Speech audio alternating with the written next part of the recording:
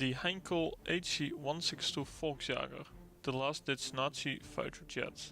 Welcome to interesting history. In the end of 1944, it was clear that the defeat of Nazi Germany was only a matter of time. The Allied bombing effort was crippling the German production and damaging the morale of the German people. There was, however, a fighter jet that had a chance at fighting back at the Allied bombers, the Me-262. But because of constant changing specifications of that aircraft, from fighter to fighter bomber to reconnaissance back to fighter, a lot of time and thus airplane production numbers were lost.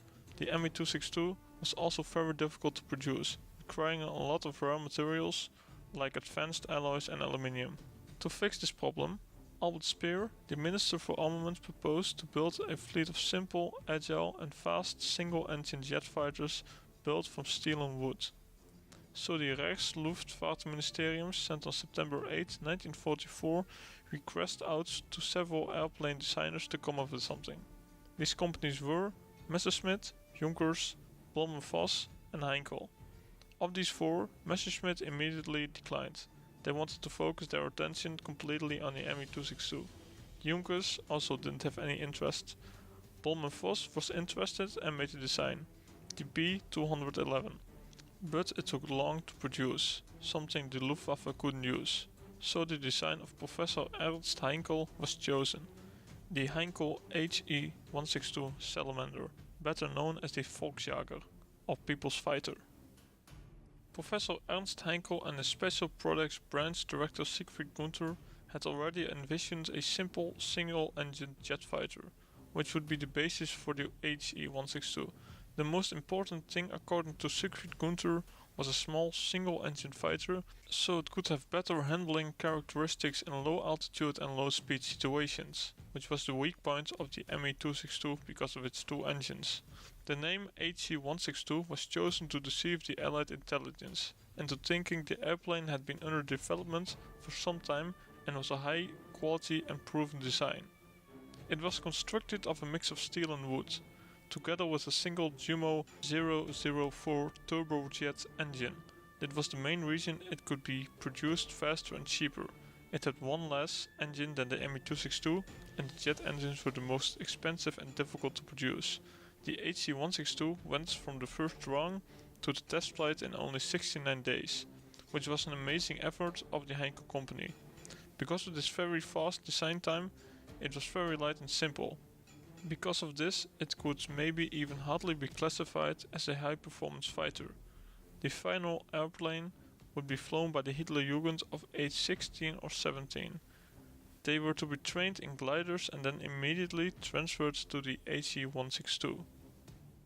On the 10th of December, Flugkapitän Peter, the test pilot for the Heinkel company, demonstrated the He 162 to a party of high Nazis and Luftwaffe officials. However, this test flight didn't go as planned. After a low-altitude high-speed turn, the starboard leading wingtip suddenly broke off, which caused the plane to spin and disintegrate, killing the pilot. Later, the problem was found. The new type of glue used for attaching the different wooden panels to each other had failed, under the high stress. Even though this disastrous test flight, the new plane was put into production. The plan to use Hitlerjugend was also proved to be a faulty one. Even though the He 162 was very nimble, only experienced pilots could safely fly it. The engine, which was located just behind the bubble canopy, made it easy for the ground crew to maintain it. It however also made a concern for the pilots. Bailing out of the aircraft would certainly force the pilot into the gaping jet intake. The design therefore incorporated an ejection seat, fired by an explosive charge. The production of the He 162 started when the second production type was still being tested, which had a speed limit of 500 km an hour or 310 miles per hour. Some of the problems were fixed by quick modifications. The pitch instability was corrected by a lead ballast in the nose, together with the strengthened wings and drooping wingtips. The third and fourth prototype were tested in January 1945, while the production lines were completely up and running. The original specifications called for twin Mk108 30mm cannons mounted in the nose, each loaded with 50 rounds of ammunition. resulting in the grandly named Kampfverstorer, or bomb destroyer. But the heavy recoil from the armament proved to be too much for the wooden frame of the aircraft, so the next variant had the twin MG-151 20mm cannon, each with 120 rounds of ammunition. The first jet of the production line was the HE-162A1 on January 28, 1945. By early February, Heinkel reported to have 71 fuselages finished and 58 more on the assembly line, well below what the Reichsluftfahrtministerium had demanded. The delay was due to the decentralization of the German aircraft industry driven by the Allies' strategic bombing campaign. While some of the work was done at the Heinkel's factory and Juncker's Bernburg plant, Speer decided that final assembly would be performed by forced labor at underground sites, such as the Nordhausen Mittelwerke facility in the Harz Mountains. In the HE-162's short operating lifespan, it is unclear if it shot down any Allied aircraft. On the 19th of April 1945, Feldwebel Gunther Kirchner shot down a RAF fighter. However, in the end a flak unit was credited for the victory. Only about 120 HE-162s were completed and ready for action, with 200 ready but still in the factory and 600 in various stages of construction. The output was expected to be 1,000 a month by April 1945, but because of a shortage of fuel, Allied bombing and the German capitulation brought production to an end. During the last weeks of the war, all wooden parts of the aircraft were made by carpenter shops in Thuringia and Württemberg, and then assembled in 3 main centers. A large number of semi-completed Volksjagers were captured during the Allied advance. A few airworthy HE-162s were later flown to Britain and tested at an airfield there, but they were found to be anything but miracle fighters, being prone to many defects and extremely difficult to handle. In the end, the HE-162 had 3 different production versions and 7 proposed versions with different kinds of upgrades.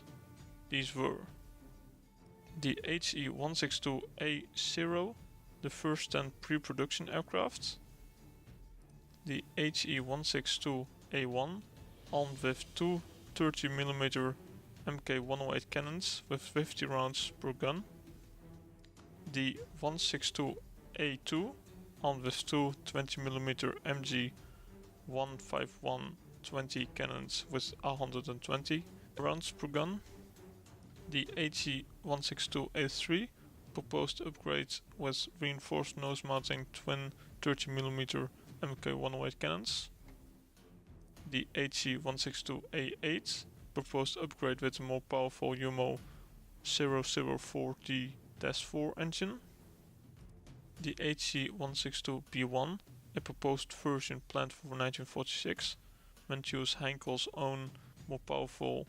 HES-011A turbojets with his stretched fuselages to provide more fuel and endurance as well as an increased wingspan, with reduced dilateral, which allowed the omission of the wingtip devices to be armed with twin 30mm Mk108 cannons.